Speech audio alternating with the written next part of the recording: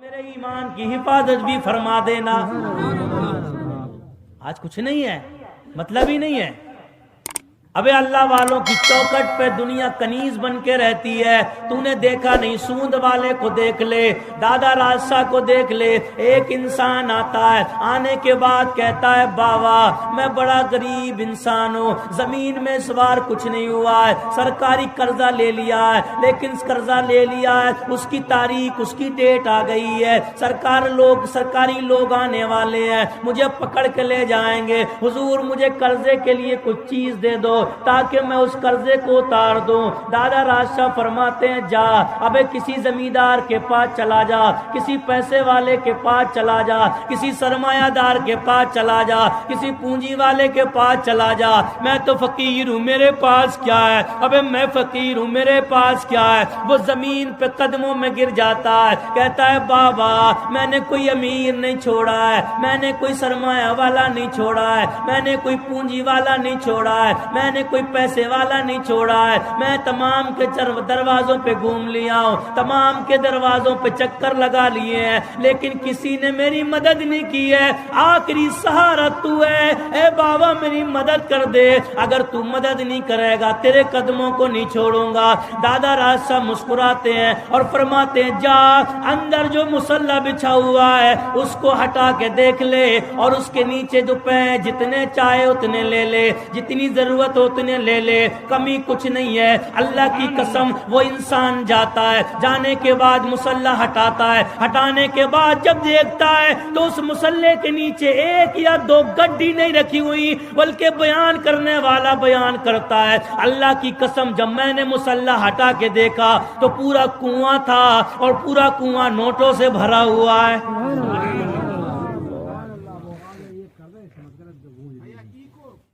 کو کم کر دو کہ ان کو زیادہ ہے، باہر سمجھ میں نہ آ۔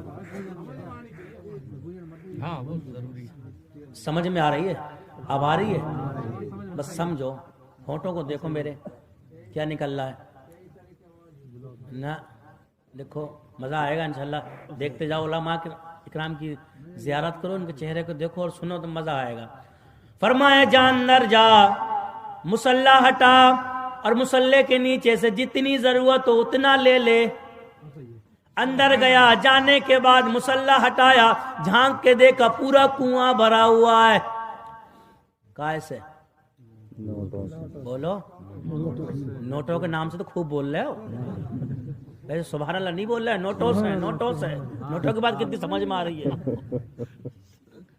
پورا کنواں بھرا ہوا ہے۔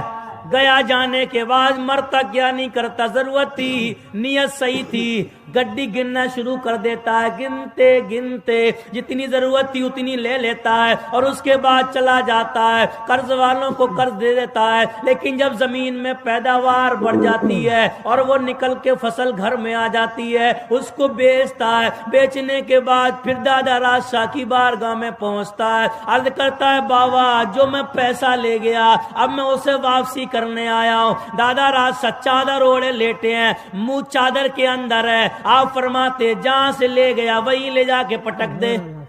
سبحان اللہ، ہمارے تمہارے لیے ہے ہائے پیسہ، ہائے پیسہ، اللہ والوں کے لیے کچھ نہیں ہے، کہ جہاں سے لیا وہی پٹک دے۔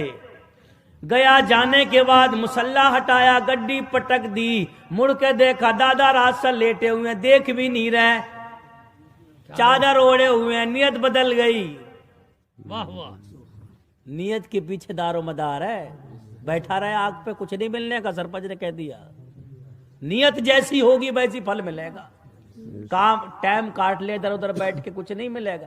نیت بدل گئی، مڑ کے دیکھا چادر کے اندر منہ ہے، کون سا دیکھ رہے ہیں، کنواں بھرا پڑا، دو چار گڈی بھی مار لوں گا، کون سا پتہ چل لیا ہے۔ پھر دیکھا، مڑ کے نہیں دیکھنا ہے، جب دیکھا نہیں دیکھ رہا ہے، پھر مسلح اٹھایا، اور جب ہاتھ بڑھایا دیکھا نیچے کچھ نہیں ہے، کنواں بھی غائب ہے، نوٹ بھی غائب ہے، کچھ بھی نہیں ہے۔ جب بھاگنے لگا دادا راجشاہ نے چادر کے اندر سے آواز دی، جیسی نیت لے کے آتا اللہ والوں کی بارگاہ میں ویسے ہی اللہ اسے پھل عطا فرما دیا کرتا ہے۔ سبحان اللہ، سبحان اللہ۔ ابے نیت سدھار لو، نیت سدھار لو، نگاہیں سدھار لو. آج پتہ ہی نہیں چل رہا ہے معاملہ کیا ہے. اللہ کی قسم اللہ اپنے دوستوں کو اتنا پاور دے دیتا ہے، اتنا پاور دے دیتا ہے. آج تم کسی کے دوست کو اٹھا کے دیکھ لو، آج کوئی مفتی صاحب کا دوست ہے تو وہ فتوے بتانے لگتا ہے. کوئی کہتا ہے یار تیرے پاس کہاں سے فتوے آ گئے، ایک دن مدرسے پڑھنے نہیں گیا فتوے سنا رہا ہے. وہ کہتا عقل کے اندھے سینہ چوڑا کر کے کہتا ہے میں مفتی صاحب کا دوست ہوں، مفتی صاحب کے ساتھ رہتا ہوں، مفتی صاحب کے پاس بیٹھتا ہوں، ہمیشہ ان کے ساتھ گھومتا ہوں، اس لیے مجھے بھی کچھ علم آ گیا ہے. معلوم ہوا مفتی صاحب کا دوست ہوتا ہے وہ فتوے بتانے لگتا ہے، عالم صاحب کا دوست ہوتا ہے وہ علم کی بات بتانے لگتا ہے، نیتا صاحب کا دوست ہوتا ہے وہ پاور دکھانے لگتا ہے، ایم ایل اے صاحب کا دوست ہوتا ہے انگلی اٹھا کے کام کرانے لگتا ہے، سی ایم صاحب کا دوست ہوتا ہے راج میں اپنی چلانے لگتا ہے، پی ایم صاحب کا دوست ہوتا ہے ہندوستان میں چمکنے لگتا ہے. ابے عقل کے اندھے اب بھی عقل نہیں آئی. ابے جب ان کا دوست ہے عالم صاحب کا دوست علم دکھا رہا ہے، پی ایم صاحب کا دوست پاور دکھا رہا ہے، سی ایم صاحب کا دوست اپنی چلا رہا ہے، تو رب کے دوست کو تو کہہ رہا ہے وہ محتاج ہیں، وہ کچھ نہیں دے سکتے، ان کے پاس کچھ نہیں ہے. ابے عقل کے اندھے آنکھیں کھول کے دیکھ لے، ارے جب پی ایم کے دوست کی اتنی چلتی ہے تو پھر رب کے دوست کی کتنی چلتی ہوگی. یہ اللہ کے دوست، یہ اللہ کیا کہہ رہا ہے ان کو، یہ میرے دوست ہیں. اور اللہ نے کیا چیلنج کیا، اگر کوئی میرے دوستوں سے ٹکرائے گا تو میں ان سے اعلان جنگ کروں گا، میں لڑوں گا ان سے. بتا کوئی ہے ایسا جو اللہ سے لڑ لے؟ بولو ہے کوئی ایسا اللہ سے لڑ لے؟ لیکن دعویٰ کر رہا ہے یہ کچھ نہیں دیتے، ان کے پاس کچھ نہیں ہے، ان کے پاس پاور نہیں ہے، ان کے پاس طاقت نہیں ہے، ان کے پاس قوت نہیں ہے.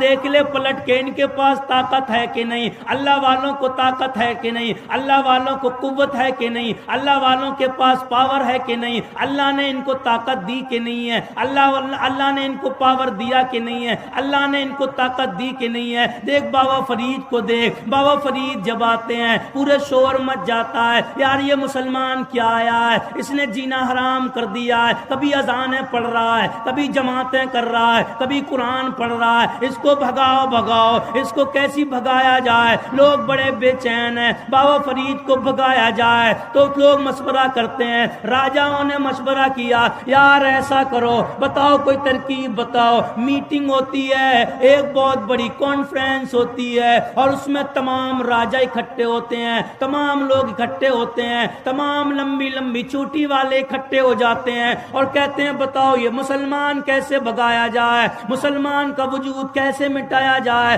اذان کیسے نکالی جائے، قرآن کیسے نکالا جائے، اذانوں کی آواز یہاں سے کیسے ختم کی جائے. لوگوں نے کہا کوئی سب سے بڑا جادوگر بلایا جائے. ہندوستان کا سب سے بڑا جادوگر بلایا اور بلانے کے بعد اس سے کہا جتنا مال چاہے اتنا مال لے لے، جتنی دولت چاہے اتنی دولت لے لے، جو عہدہ چاہے وہ عہدہ لے لے، جیسا تو راضی ہو جائے گا ویسا راضی کر دیں گے، لیکن ایک چھوٹا سا کام ہے. جادوگر نے کہا بتاؤ کام کیا ہے؟ کہا وہ فقیر بیٹھا ہوا ہے اسے ہندوستان سے بھگانا ہے، اسے نکالنا ہے، اس کے جو دین لے کے آیا ہے اس کا دین کو بھگانا ہے، اس کی اذان کو بھگانا ہے، اس کے قرآن کو بھگانا ہے. آج بھی ہندوستان میں یہی سازش چل رہی ہے. سن 2021-22 تک مسلمان کو بھگا دیا جائے گا، عیسائیت کو بھگا دیا جائے گا، اذانیں ختم کر دی جائیں گی، قرآن ختم کر دیا جائے گا، داڑیاں مٹا دی جائیں گی. تم نوٹوں کے چکر میں پڑے ہوئے ہو، تم ووٹوں کے چکر میں پڑے ہوئے ہو، قرآن کے تقدس کے ساتھ کھلواڑ ہو رہا ہے، لیکن تمہیں پیسہ چاہیے.